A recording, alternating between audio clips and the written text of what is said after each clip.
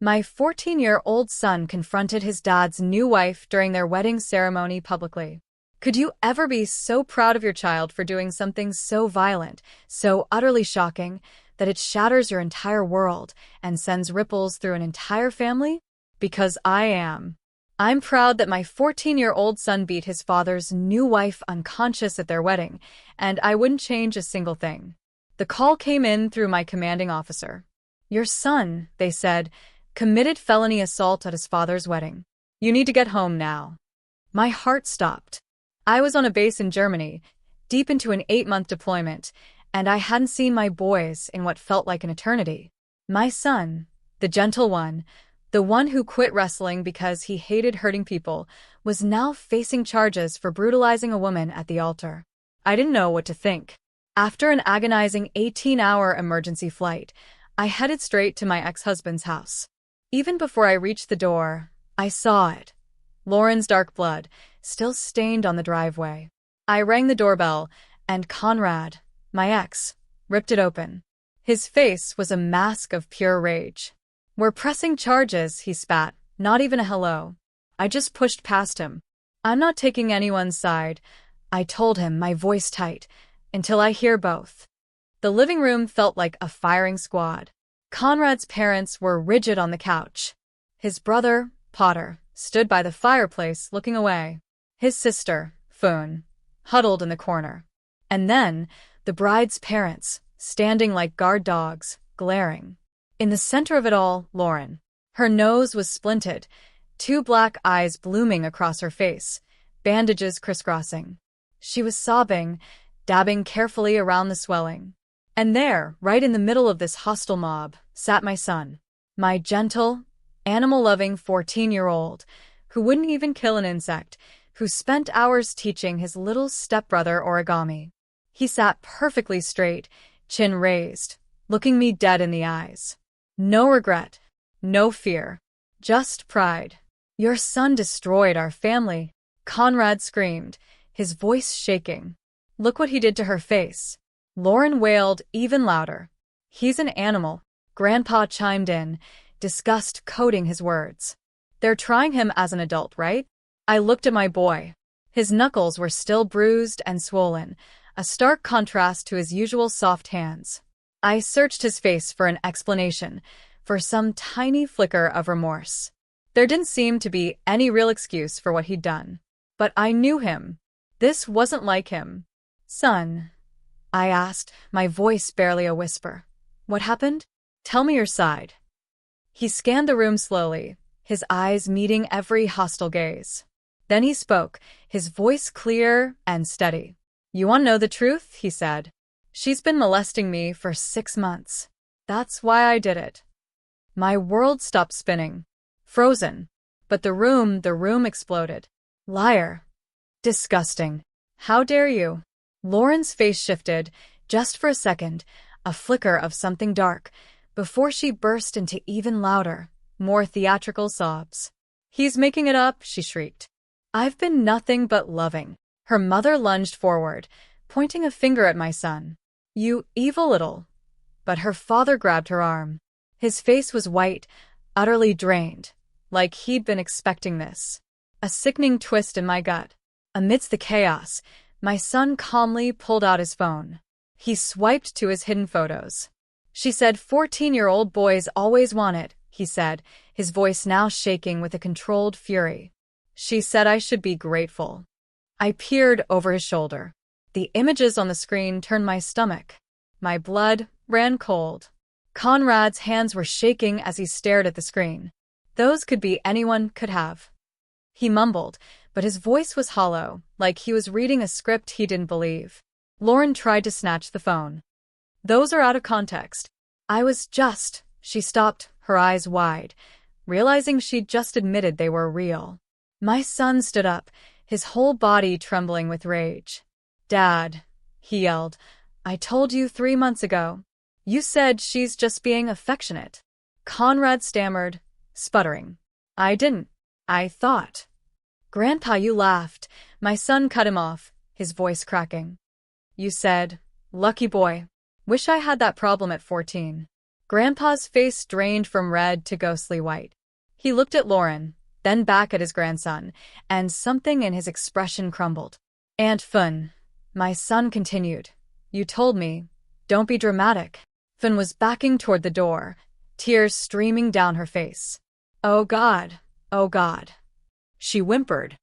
Uncle Potter, my son's voice was accusing. You said I should be grateful. Potter had his head in his hands. Jesus Christ, he groaned. I was joking. I didn't know she was actually. Grandma, my son's voice was a raw, painful cry. You said boys can't be raped by women. Grandma collapsed onto the couch, rosary beads clutched in her hands, whispering prayers. Every single one of you, my son said, his voice a low growl, told me to shut up about it.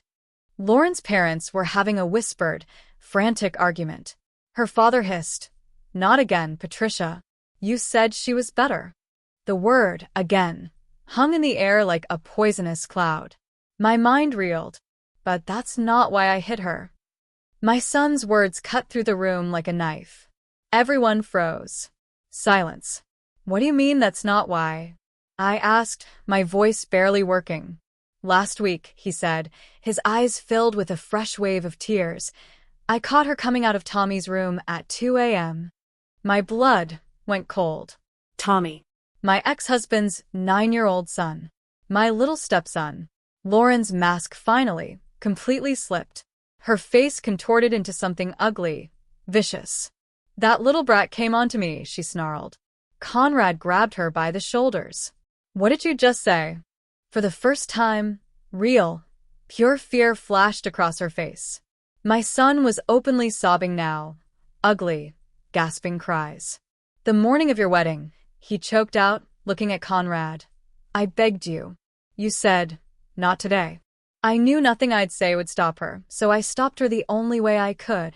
He wiped his tears with the back of his hand and ran upstairs. A moment later, he came back down carrying Tommy. The little boy buried his face in my son's shoulder, trembling. Tommy? I asked, my voice cracking. Did Lauren touch you? Tommy nodded, a tiny, terrified movement. Then he pulled up his pajama shorts. Bruises. On his inner thighs. Lauren's mother screamed, a primal sound of despair and rage. You promised. You went to therapy. You promised this would never happen again. Lauren just stood there, all pretense gone. Her bruised face was twisted, not in pain, but in contempt. And then my son spoke again, his voice raw but firm, summing it all up. We're children, he said, looking at every adult in that room, and every adult in this room chose her over us. I called 911 immediately. Lauren's family was begging me, promising they'd drop the charges if I just didn't, but I wasn't listening. Lauren bolted for the bathroom. I don't know what she did in there, but I didn't care.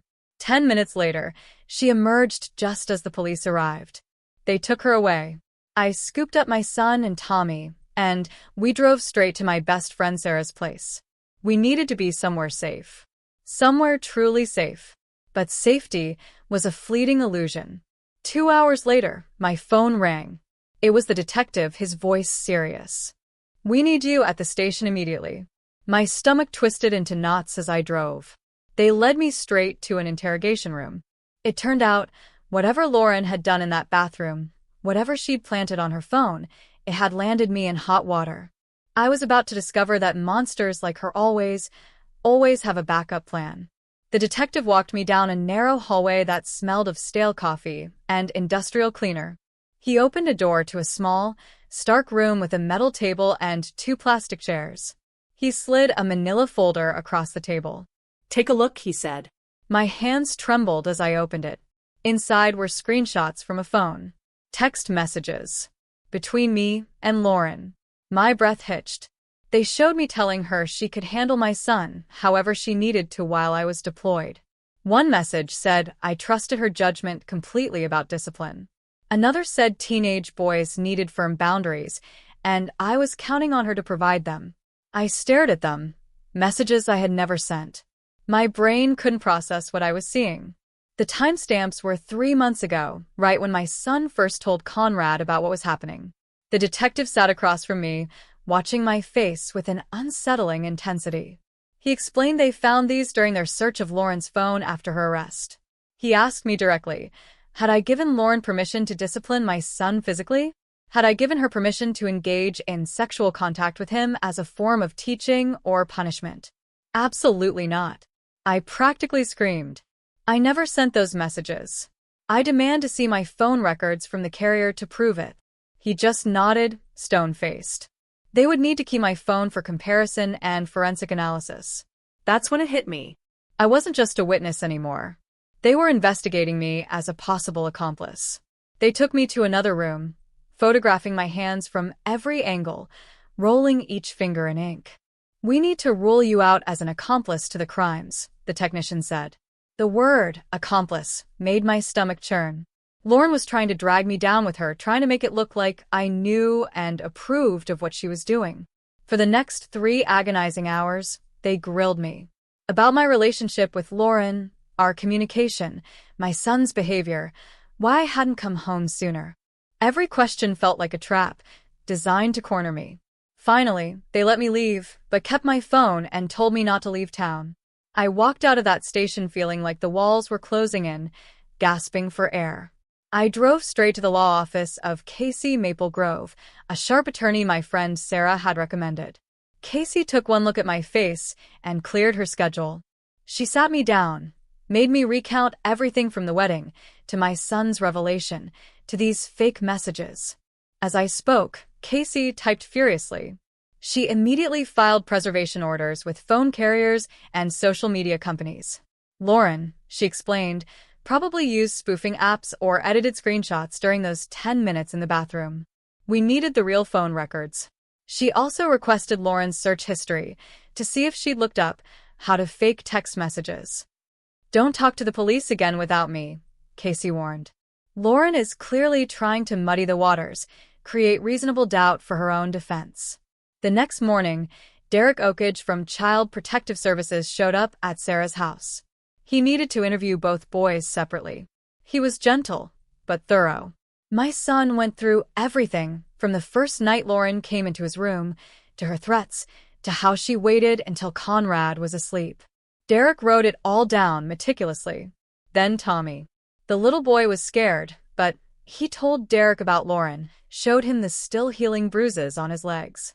Derek took photographs, documenting every mark. Something feels really off about Lauren's bathroom trip, Derek mused to me later. 10 minutes is a long time. And her mom's reaction, not again, makes me wonder how many times this woman has done this before. He arranged for a nurse practitioner to do full physical exams on both boys. After the interviews, Derek explained the next steps. He was implementing a safety plan. I'd have supervised contact with my boys at the CPS office, with a social worker present. It felt humiliating, needing supervision to see my own children, but I agreed immediately. Their safety was all that mattered. The criminal case against Lauren, he assured me, would move forward. The boys' disclosures were credible, consistent with abuse, and Tommy's physical evidence supported their statements. But he warned me, Lauren's defense attorney would absolutely try to use those fake messages to claim I was involved, or at least negligent. Over the next few days, everything moved with a painful slowness and a terrifying speed. Casey got my phone records. They proved I never sent those messages. The metadata showed they were created on Lauren's phone, using a third-party app. Casey also found Lauren's search history, how to fake text messages for court, spoofing apps that look real, all searched the week before the wedding. The police detective called Casey. They were no longer considering me a suspect. I was a key witness. A huge weight lifted, but only for a moment. My phone rang while I was still in the parking lot. A military number. Chandler Burgrove from JAG. My security clearance was under review due to the ongoing investigation. My emergency leave was extended, but I was placed on administrative hold. No returning to duty until this mess was cleared up. I sat in my car, feeling my entire career falling apart, just when my kids needed me most. Casey called right after.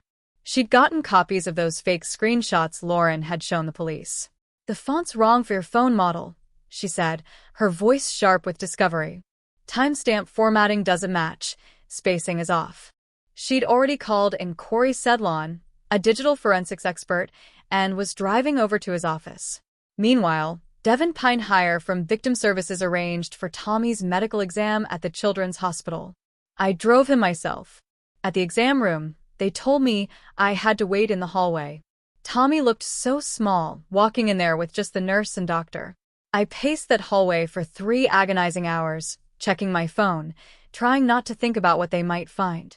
The nurse brought him juice boxes twice, and each time I caught a glimpse of him, tiny on the exam table in a hospital gown. When they finally finished, Tommy came out holding a stuffed bear, his eyes cast down, unable to meet mine. Devin walked out with a thick folder.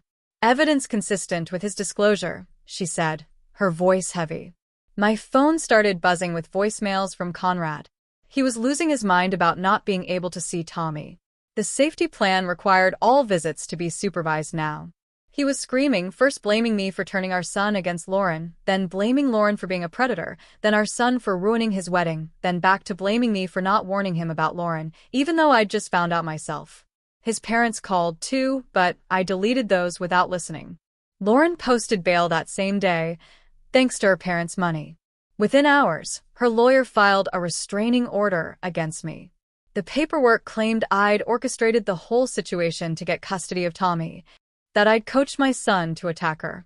She was painting herself as the victim of a jealous ex-wife scheme. Typical predator behavior, Casey muttered, trying to flip the narrative. The next morning was my son's CPS interview with Derek Okage at the Children's Advocacy Center. He sat in that little room with the cameras and told Derek everything in painstaking detail. Exact dates when he told his dad, 3 months ago. The specific words his grandfather used. Laughing it off. What his aunt was wearing when she told him not to be dramatic. He even remembered the TV show that was on when his uncle said he should be grateful. Derek wrote it all down, creating an official timeline of every adult who'd been told and had failed to act. The safety plan meant both boys had to stay at Sarah's house. I was only allowed there during approved hours. We set up a heartbreaking routine. I'd arrive at 7 a.m. to get them ready for school, leave when they got on the bus, and come back at 3 p.m. when they got home. But I had to leave again at 8 p.m. every night. It killed me. That's when Tommy had the worst nightmares. Sarah would text me updates about him crying for me, but I wasn't allowed back until morning. We lived like this for weeks, waiting for court dates, for investigations to move forward. Then an email came from Tommy's school counselor that made me sick. She'd pulled his records. Starting 6 months ago, right when Lauren moved in, his grades plummeted. He went from never missing school to 12 absences. His teacher noted he'd become withdrawn, stopped participating. Another wrote he'd started falling asleep at his desk. The counselor had even called Conrad about it, but he dismissed it, saying Tommy was just adjusting to a new stepmom. All these warning signs, documented and ignored, while that monster was hurting him. Casey forwarded another development. The detective had found a voice memo on Lauren's phone. It was supposedly me threatening to destroy her life if she married Conrad. He warned it sounded pretty convincing. Casey immediately demanded the original file, not just a copy, for Corey to examine. Corey got to work. He pulled up the metadata. File created 2 days before the wedding. The wave patterns showed inconsistencies, background noise suddenly changing. He isolated layers of audio, found evidence of voice slicing, words cut from different sources, pasted together. Modulation patterns didn't match natural speech. Digital artifacts showed AI voice generation markers. Corey could prove, in court, that this audio was completely fabricated using at least 3 different source recordings and an AI tool. Casey immediately filed the evidence and started the process to subpoena Lauren's phone carrier records. That would take 3 weeks.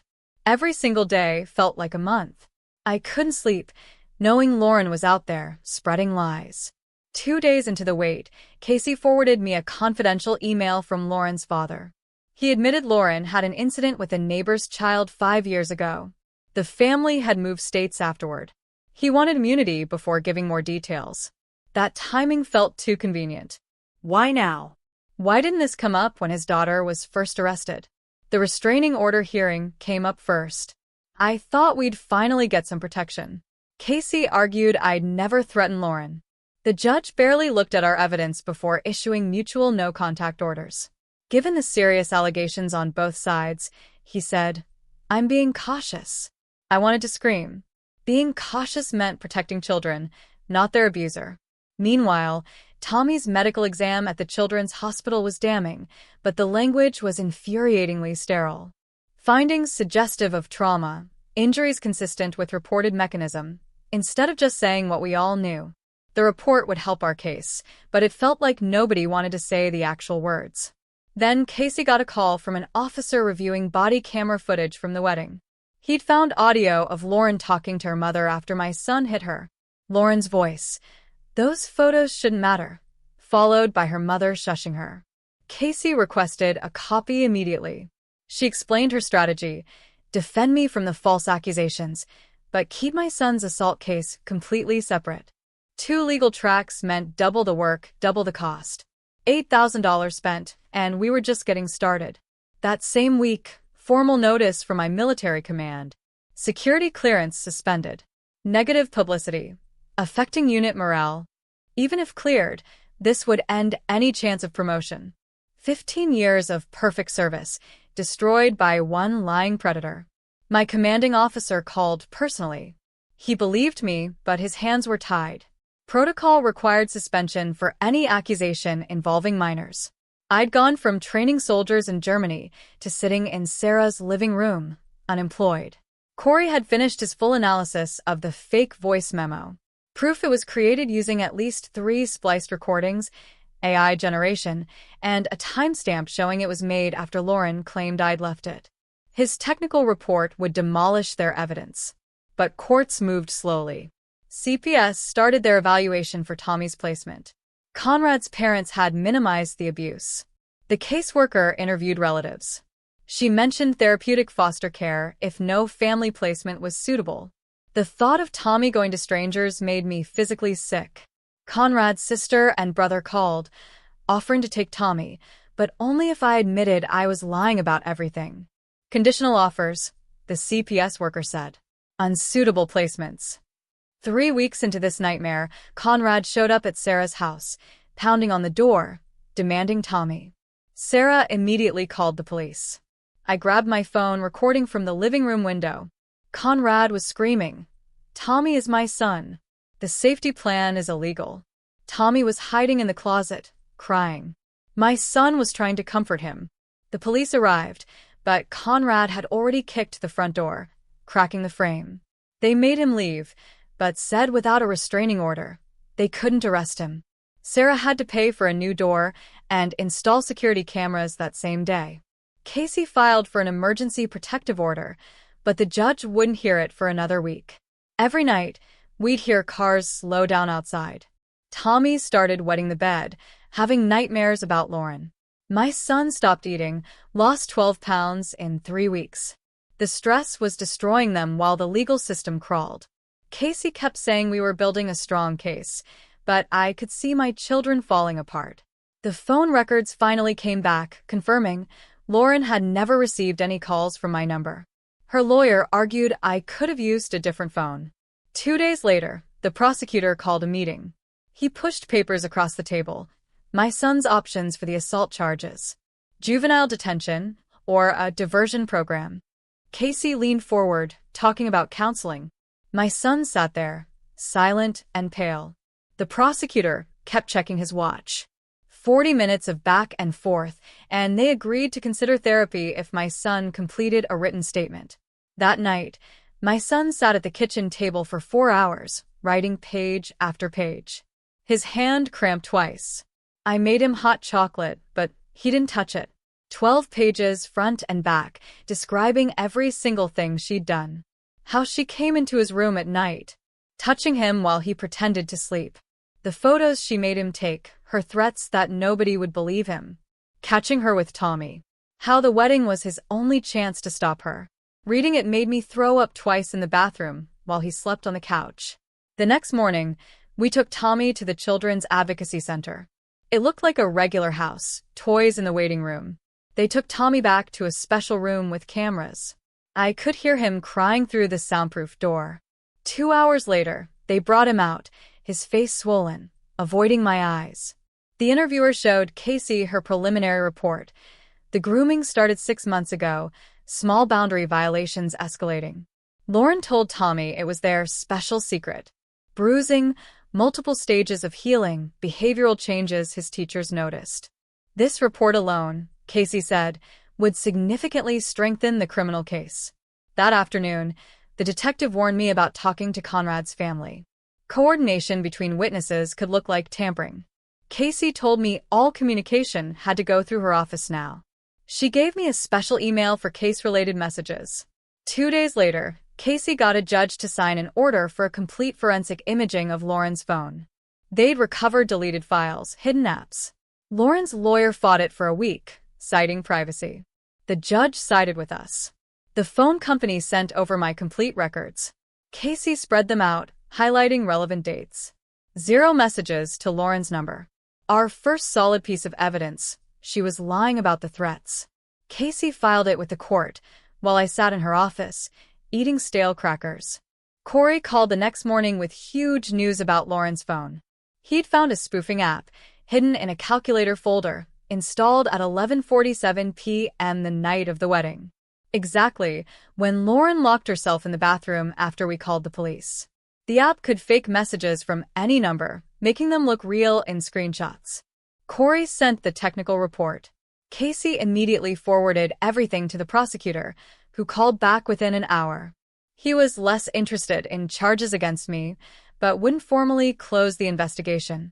Typical hedging, Casey said, "Don't worry about it." But I couldn't sleep anyway. 3 days later, my phone started blowing up. Notifications from unrecognized numbers. Someone had leaked details about the case online, posted my name and photo. The messages started nice, "We support you," but quickly turned dark. Death threats filled my voicemail within hours. People found my work email, sent graphic descriptions. Someone posted Sarah's address, said they were coming to burn it down. Casey helped me screenshot everything, file police reports. We installed security cameras. The harassment got so bad, I had to change my number twice. Sarah's kids were scared to go to school because cars kept driving slowly past the house. Casey hired private security to patrol the neighborhood. The online mob had decided I was guilty without knowing any facts. 3 days later, a shaky letter from Fun. She was sorry for not believing my son. Potter texted, "Not picking sides, but needed space." Conrad's parents stopped answering calls. The family was splitting apart, everyone choosing their own way to handle the guilt. CPS came to Sarah's house with paperwork about Tommy's placement. He needed therapeutic foster care. Sarah's family qualified. They had the training. Tommy would stay where he felt safe, getting help. Sarah's kids were gentle with him, teaching him card games. 2 weeks passed before Lauren's lawyer filed papers trying to get my son's photos thrown out as evidence. Illegally obtained, she claimed. This meant my son might have to testify about how he got the photos. Casey started preparing counterarguments. The hearing was scheduled for the following month. Meanwhile, my son had to go to juvenile court for the assault charges. The judge looked at all the evidence and offered him a diversion program. Therapy twice a week, 60 hours of community service at the animal shelter. If he completed it, his record would stay clean.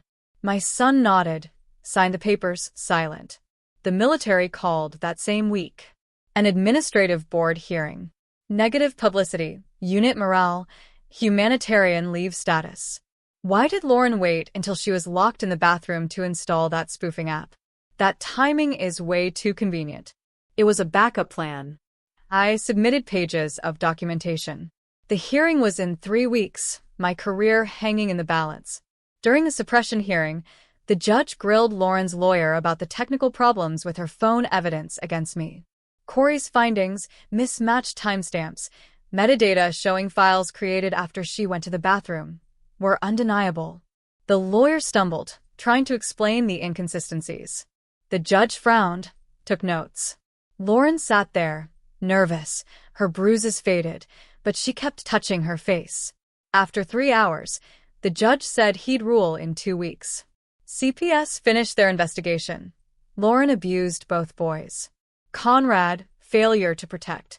He got mandated parenting classes. The safety plan extended, with surprise home visits. Conrad started showing up to classes. His anger was shifting away from us, towards Lauren. He started sending short emails asking about Tommy. One morning, my phone blew up with Facebook notifications. Horrible things about me and my son, using details only Lauren would know. Casey documented every message, traced IP addresses to Lauren's apartment building. We filed contempt charges. She was violating the no-contact order through her friends. Emergency, hearing scheduled. Lauren showed up with a different lawyer, arguing she couldn't control her friends. But Casey had proof Lauren herself had logged into the fake accounts. My son started trauma therapy. For the first 3 sessions, he wouldn't talk. Just sat there, drawing birds and trees while the therapist waited patiently. On the 4th session, he finally spoke one sentence. "I feel dirty all the time." The therapist gave him special soap. Week by week, he started saying a few more words. Sometimes he'd stop mid-sentence, go back to drawing birds. Normal, the therapist said. Healing takes time. Tommy was doing better in his therapy, using play dolls to reenact what happened. His therapist was documenting everything for the criminal case. Sarah's family was amazing with him. He was starting to smile again. The military board reviewed all my documents, Casey's testimony about the false allegations. My humanitarian leave extended, administrative duty, when I returned. Security clearance intact, but reviewed in 6 months. Conrad's parents sent one email, needing time to process. They admitted they should have listened. Potter started texting, sending gift cards for clothes and toys. Still couldn't face us.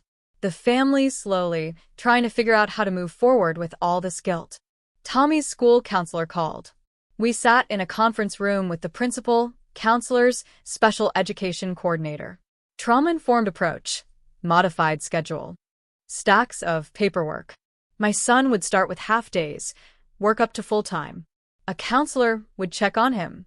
Extra time for tests. He could leave class if overwhelmed. The principal assured me of confidentiality, but I knew. By the time we left, teachers were whispering. That same afternoon, I checked my email. The promotion list was posted. I scrolled through 15 years' worth of peers, their names there. Mine wasn't.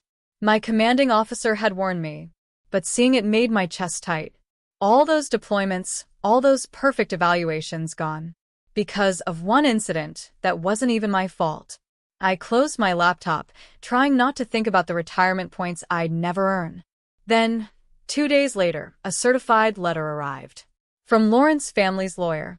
They wanted us to sign NDAs, or face a $2 million defamation lawsuit.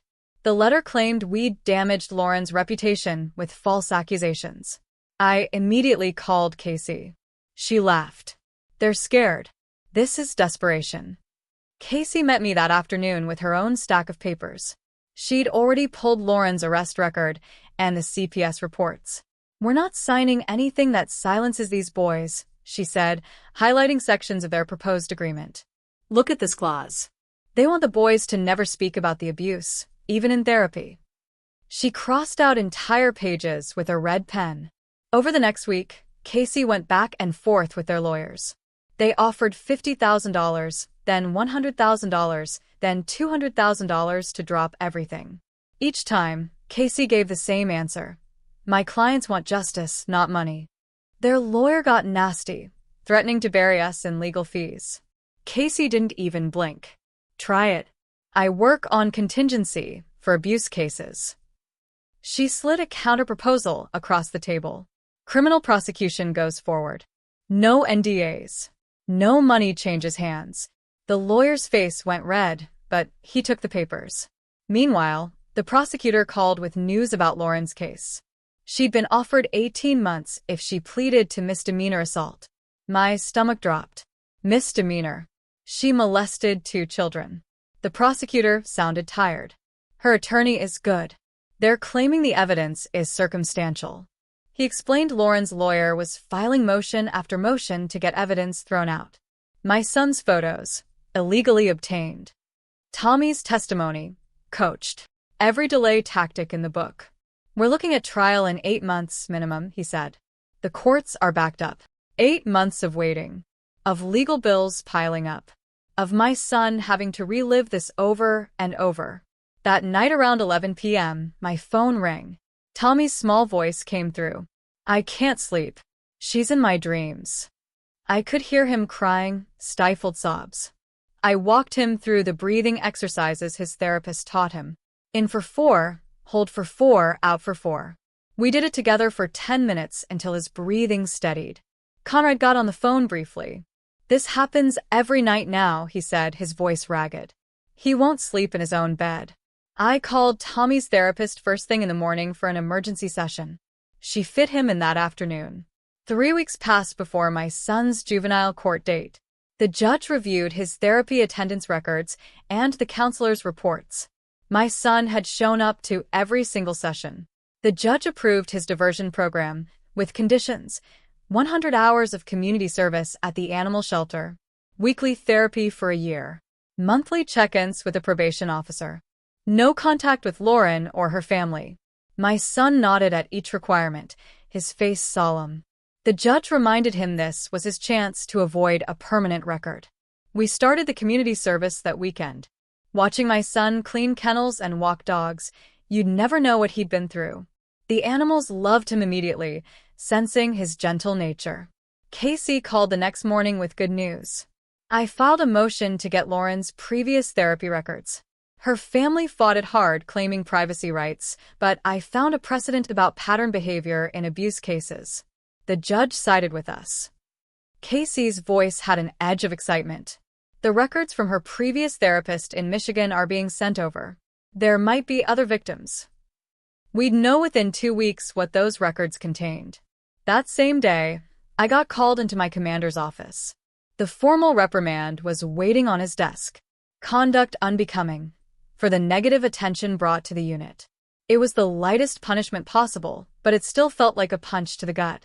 My commander looked uncomfortable as I signed it. I fought for you, he said quietly. This was the best I could do.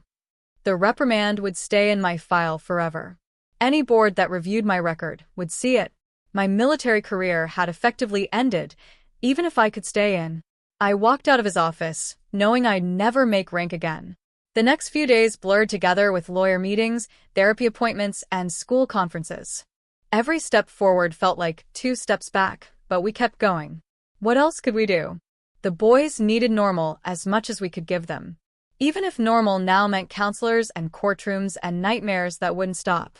Conrad started therapy 3 weeks later, as part of his custody agreement with CPS. I got the report copy from my lawyer, showing what he told his therapist. He sat in that office, admitting he'd noticed Lauren getting too close to the boys months before the wedding. He'd seen her touching my son's shoulder too long, sitting too close during movie nights. The therapist wrote down every word and sent it straight to CPS.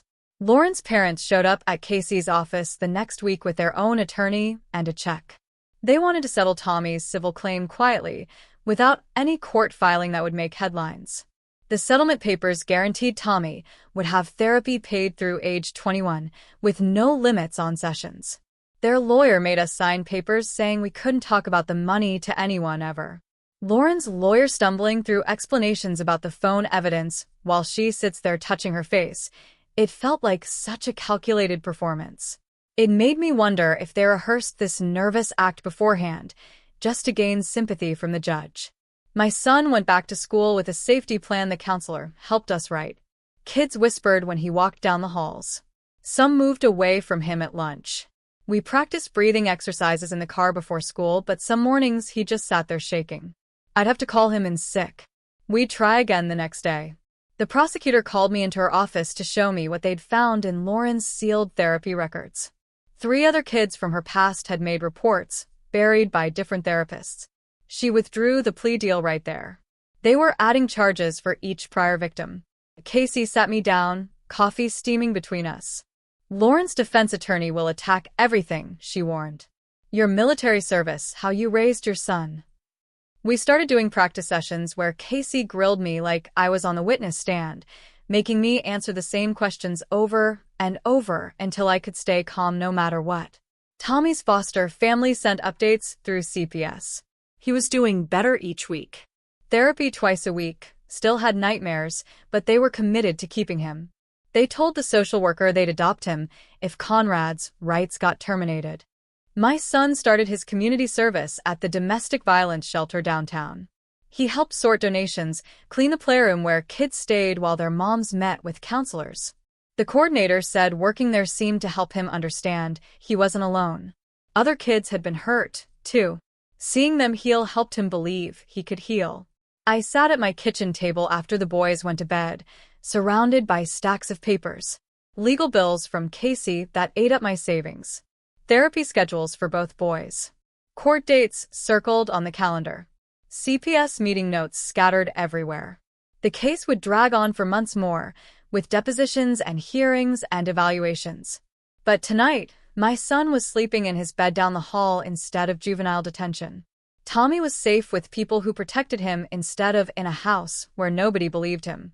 That had to be enough for now, because it was all we had while we waited for the system to work. Thanks for letting me wander along with you all today. It really makes you look at things a little differently, doesn't it? Have you ever faced such betrayal from those you thought you could trust, or seen justice fought for in such an unexpected way? Until next time, and if you made it to the very end, drop a comment. I love reading all your comments.